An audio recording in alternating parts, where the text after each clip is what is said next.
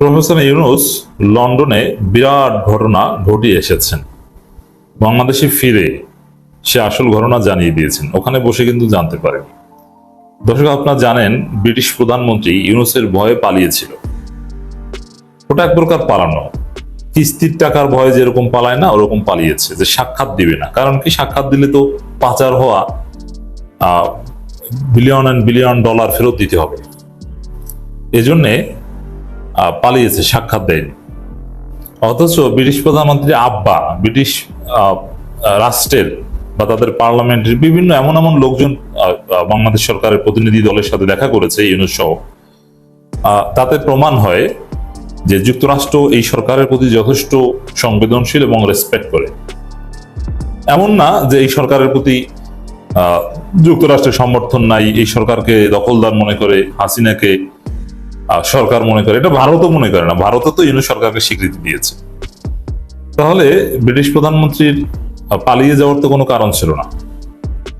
British রাজা যেখানে ইউনূসকে ডেকেছে, তার সাথে 30 মিনিট একান্তে কথা বলেছে, তাকে মহাসম্মানিত পুরস্কার দিয়েছে, তার সারা জীবনে ইউনূসের সারা জীবনের কর্মকাণ্ডের স্বীকৃতি দিয়েছে। এমনকি এই যে গণ অভ্যুত্থান, ছাত্র জনতার অভ্যুত্থান বা এরপরে যে পরবর্তী দৃশ্যপট, এটাকেও স্বীকৃতি দেওয়া হয়েছে কিংস চার্লস হারমোনি অ্যাওয়ার্ডের মাধ্যমে। সেখানে ব্রিটিশ প্রধানমন্ত্রী ইউনূসের সাথে সাক্ষাৎ করলেন না। ইউনূস চেষ্টা করেছিলেন, ডেফিনেটলি ভেবেছিলেন যে একটু পালিয়ে থাকি, কিস্তির টাকাটা না দিয়ে পারব, কিন্তু না। ব্রিটিশ বা ব্রিটেন একটা স্ট্রাকচারে চলে, সেখানে আইনের শাসন আছে। সেখানে প্রাইম মিনিস্টার উল্টাপাল্টা করলে তার চাকরি থাকে না, ক্ষণে ক্ষণে প্রাইম মিনিস্টার চেঞ্জ হয়, দেখেন না, পদত্যাগ করতে হয়। সেখানে রুল অফ ল আছে। ইউনূস চালাক কম না। স্টারমার পালিয়েছে, তাতে কি হয়েছে? টাকা ফেরত আনার বন্দোবস্ত ইউনূস করে এসেছেন, এটা বিরাট ঘটনা।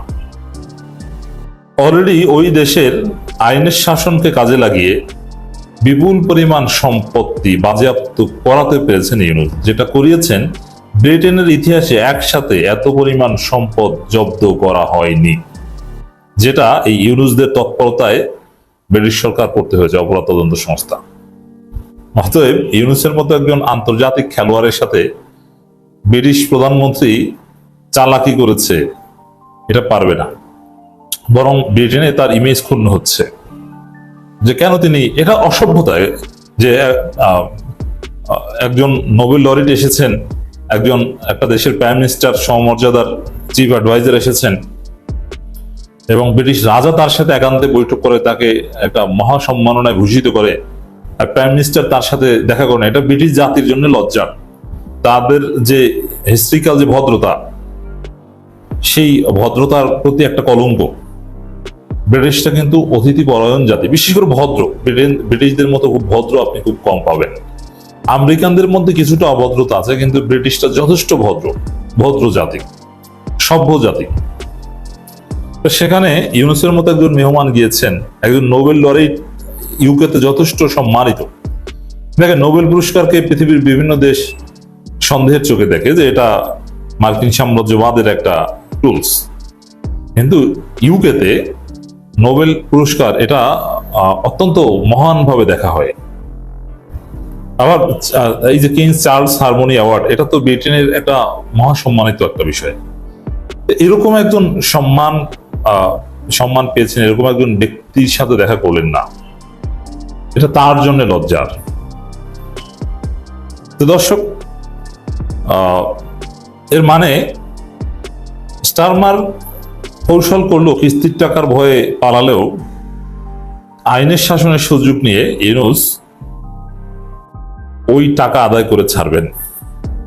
বাংলাদেশের টাকা বাংলাদেশে ফেরত আসবে, ইউনূস সফল হবেন, কিন্তু স্টারমার থাকবে না, তার চাকরি এক পর্যায়ে থাকবে না। দর্শক, আর একটা ঘটনা ঘটিয়ে এসেছেন, সেটা হচ্ছে ওখানে আইনজীবী নিয়োগ করে এসেছেন। সেনাবাহিনীর তৎপরতা চলতে থাকবে ভেবেছিল কি, ইউনূস সাহেব চলে এসেছেন, এখন আর স্টারমারের ভয় নাই না, ওখানে আইনজীবী নিয়োগ করে এসেছেন। আর ব্রিটেন কতটা রুল অফ ল এর কান্ট্রি, কতটা স্বচ্ছ এটা দেখবেন। পৃথিবীর ইতিহাসে অন্যতম একটা সভ্য দেশ, গণতন্ত্রের উৎপত্তি এখান থেকে, গণতন্ত্রের সূতিকাগার, সভ্যতার সূতিকাগার, সারা পৃথিবীতে সভ্যতা ছড়িয়েছে ব্রিটেন থেকে। সেখানে আইনজীবী আছে, তিনি নিয়মিত কাজ করবেন, আইনি লড়াই চালাবে। এখানে উল্টোপাল্টা করলে ওই ব্রিটিশ প্রধানমন্ত্রীর চাকরি থাকবে না, কিন্তু আইন তার নিজস্ব গতিতে চলবে। এই ব্যবস্থা করে এসেছেন প্রফেসর ইউনূস। দর্শক, অনেক ঘটনা ঘটিয়ে দিয়ে এসেছেন। বিশেষ করে আপনারা দেখেছেন যে এই তারেক রহমান সাথে যে বৈঠক অনুষ্ঠিত হয়েছে, এটা আমি সমর্থন করি না, কিন্তু এটাকে ঘিরে তো বাংলাদেশের রাজনীতির চিত্র বদলে গেছে, এতে তো আর কোনো সন্দেহ নেই। বিএনপি ইউটার্ন নিয়েছে, এক ধরনের ট্রানজিশন হয়েছে, এটা একটা বড় ঘটনা। আবার ব্রিটিশ রাজার কাছ থেকে যে সম্মাননা পেয়েছেন, যেভাবে কথা বলতে পেরেছে, এটা একটা বড় অর্জন। এবং ব্রিটেনের ইতিহাসে সবচেয়ে বেশি পরিমাণ সম্পত্তি বাজেয়াপ্ত করা হয়েছে, এটা ইউনূসদের তৎপরতায়, এটা একটা বড় অর্জন। আইনজীবী নিয়োগ করে এসেছে। এখন ওই জুলকারনাইন সাহেবরা বলে যে অনেক টাকা, বাংলাদেশি টাকার প্রায় 3-3.5 কোটি টাকা শুধু হোটেল খরচ হয়েছে। 50 কোটি টাকা লাগলেও বাকি, সে কি টেমস নদীর পারে থাকবে? হাসিনা যে বহন নিয়ে জাতিসংঘে যেহেতু হোটেলে যে খরচ হতো বা ইত্যাদি ইত্যাদি, তার চাইতে অনেক কম হয়েছে। এটা তো তেমন কিছু না, এটা রাষ্ট্রের জন্য একদম একটা ছোটখাটো খরচ। অতীতের এই ধরনের খরচ নিয়ে তো কেউ হোটেল থেকে বিল এনে সেটা প্রকাশ করেনি, এটা কেন করেছে? মানে এমন ভাবে প্রচারণা চালাচ্ছে যে এরা থাকবে টেমস নদীর পারে অথবা কারো বাসায় টাসায়, এরা হোটেলে থাকবে না। অথচ রাষ্ট্রপ্রধান, সরকার প্রধান গিয়েছে। হাসিনার খরচ ছিল এর চাইতে অনেক গুণ বেশি। এখন এই খরচের তুলনায় অর্জন, আকাশচুম্বী অর্জন। খরচ সে তুলনায় কিছুই না। টাকাগুলো যখন ফেরত আসবে পাচার হওয়া, বাংলাদেশ ব্যাংকের গভর্নর সহ আরো অনেকে এমন কর্মকর্তাদের সাথে আলাপ করেছে, ব্রিটেনের এমন লিগাল স্ট্রাকচারের সাথে এনগেজড হয়েছে, ব্রিটিশ সরকার ওটা ফেরত দিতে বাধ্য হবে। বললাম না যে ব্রিটিশ গভর্নমেন্ট রুল অফ লয়ে বিশ্বাস করে, ওখানে আইনের শাসন আছে। সেই জায়গাগুলো হিট করে এসেছে ইউনূস, এটা বড় অর্জন। তো ব্রিটিশ প্রাইম মিনিস্টার পালায়, কিন্তু সরকার কিন্তু ঠিকই সহায়ক ভূমিকা পালন করতে বাধ্য হবে, যেহেতু সেখানে আইনের শাসন আছে। আর ওই যে বললাম না যে উল্টাপাল্টা করলে ব্রিটিশ প্রাইম মিনিস্টারের চাকরি থাকবে না, আর হামেশা তাদের প্রাইম মিনিস্টার চেঞ্জ হয়। ইউনূস বলেন এ বিষয়ে তারা যে দ্রুততা দেখিয়েছে, আমি তার জন্য অনেক প্রশংসা করি। তাহলে হোটেল খরচ উঠছে কিনা বুঝতে পারছেন এবার। বিবিসির প্রতিবেদন বলে আন্তর্জাতিক দুর্নীতি প্রতিরোধ সমন্বয় কেন্দ্র বাংলাদেশ অন্তর্বর্তী সরকার ও যুক্তরাজ্যের আইন শৃঙ্খলা বাহিনীর কাজে সহায়তার জন্য সুযোগ হচ্ছে। এর মানে থার্ড পার্টিকেও এখানে এনগেজ করার ব্যবস্থা করে এসেছে, শুধু আইনজীবী নিয়োগ নয়। বিশেষ করে হাসিনা সরকার আমরা দুর্নীতির বিরুদ্ধে অভিযোগগুলো অনুসন্ধান করছে। বাংলাদেশ কর্তৃপক্ষের ধারণা, হাসিনা সরকার ক্ষমতায় থাকলেন প্রায় $234 বিলিয়ন দুর্নীতির মাধ্যমে বিদেশে পাচার করেছে। অভিযোগ করা হয়েছে একটা বেশিরভাগই যুক্তরাজ্যে লুকিয়ে রাখা হয়েছে অথবা ব্যয় করা হয়েছে। এখন ওই $234 বিলিয়ন যদি $150 বিলিয়ন বলি, ওটা যদি ফেরত দিতে হয়, এটা একটা বড় ধাক্কা ব্রিটিশ সরকারের জন্য। এই কারণে চারমার পালিয়েছেন, কিন্তু লাভ নেই। ইউনূস সব ফাঁক আটকে এসেছেন। এখন টিউলিপ সিদ্দিক কি করবে জানেন? জীবনে তো কোনোদিন কলেমা পড়ে নাই, জীবনে তো কোনোদিন নামাজ পড়ে নাই, জীবনেতে কোনোদিন কোরআন শরীফ পড়ে নাই। এই মাগি কি করেছে জানেন? তার সাদা জামাইরে লইয়া এখন সার্চে যাইয়া কইব, ও জিজাস, ও জিজাস মোরে দে, কি দাও। ইউনূস তো আমার পাশার মধ্যে একটা বাস দিবে, একটু ছোট বাস দিতে কও, যাতে আমি ব্যথাটা কম পাই। বুঝতে পারছেন? এইটা যখন হবে, আমারে যদি কেউ জিজ্ঞাসা করে যে কো ভাই আপনি কি মজা পাবেন ওই টিউলিপের পাশায় যখন বাস যাবে, আমি কেন মজা পাবো জানেন? একটা কারণে মজা পাবো। আমার দেশের আমার ভাই ব্যারিস্টার আরমানকে যখন গুম করেছে, এই মাগির কাছে যখন গিয়েছে, ও মাগি আরমানকে মুক্ত করার ব্যাপারে কিছু একটা করো, এই মাগি বলছে, who is Arman? I am not Bangladeshi citizen, I am British, I have nothing to do, they are outside of my jurisdiction, এই মাগি বলেছে। আমার ভাই আরমানকে তখন আয়না ঘরে অত্যাচার করা হচ্ছিল। আমার ভাই আরমানকে এবং জেনারেল আজমিকে তখন ফিজিক্যাল টর্চার করা হচ্ছিল। আমার ভাই ইলিয়াস আলীকে তখন গুম করা হয়েছে। এই মাগি লন্ডনে বসে দাঁত কেলাইয়া হাসছে। দেখুন, এই মাগির উলঙ্গ পাছায় যদি বাস যায়, ভাই আমি কেন সেলিব্রেট করব না? আমি তো সাধারণ বাংলাদেশী, আমি কেন জিন্দাবাদ দেব না? আমি মনে মনে বলবো বাসটা আর একটু বাড়াইয়া দাও, বাসের এক্সটেনশন আছে, একটা বাস গেছে আরেকটু জায়গা আছে, আরেকটা বাস ঢুকায় দাও। আমি ওইটা পক্ষে। কারণ কি জানেন, আরমানের পরিবার কত কষ্ট পেয়েছে এটা আমি জানি, আমি টের পাই। ইলিয়াস আলীর পরিবার কত কষ্ট পেয়েছে, আমার ভাই এবং তার পরিবার কতটা কষ্ট পেয়েছে আমি তা অনুভব করি। আমার ভাই ব্রিগেডিয়ার আজমিকে যেভাবে অত্যাচার করেছে, তার জীবনকে দুর্বিষহ করে দিয়েছে, ওই কষ্ট আমাকে টাচ করে। Therefore, এই টিউলিপ নামের এই বেশ্যার পাছায় যদি এক্সটেনশনের পরে এক্সটেনশন দিয়ে বাস ঢুকানো হয়, আমি বলবো আলহামদুলিল্লাহ। আল্লাহ পাক বলেছে, কারো কষ্টে তুমি আনন্দ প্রকাশ করো না। আমি জানি হয়তো আল্লাহ বলছে মাফ করে দিতে হয়। আমি আমার দ্বারা ব্রিগেডিয়ার আজমির কষ্টের মাফ করার কেউ আমি না। এটা যদি ব্রিগেডিয়ার আজমি মাফ করে, ব্যারিস্টার আরমানের মাফ করার আমি কেউ না। এটা যদি ব্যারিস্টার আরমান করে, আমার ভাই ইলিয়াস আলীর পরিবারের দুঃখ কষ্ট এই মাফ করার আমি কেউ না।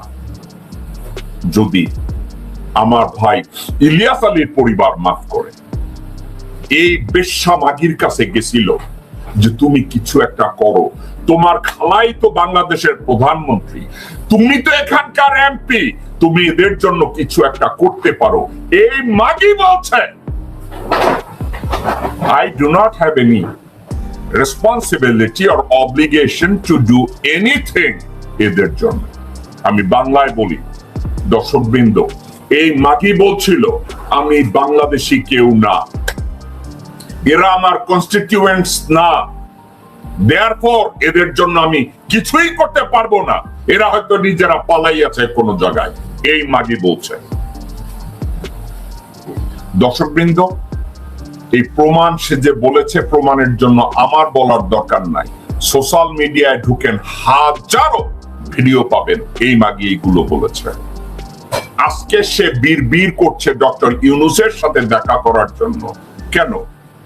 একটা কারণের জন্য, তার বাসায় যে বাস যাবে, বাসটার সাইজ যেন ছোট হয়, এই বাসের সাথে কেউ যেন একটু ঘি মিশাইয়া দেয়, যেন গড়গড় করে ওর বাসায় যায়, কষ্টটা যেন কম পায়। আমরা এটা মেনে নিতে পারি না, আমাদের এটা মেনে নেওয়ার কোনো কারণ নাই। এই হচ্ছে টিউলিপ সিদ্দিক এবং টিউলিপ সিদ্দিকের ইতিহাস। কিন্তু একটা কথা আমি বলে দিচ্ছি, রেহানা মাগির আর এক ছেলে আছে ববি, ও গে, ও কোথায় আছে?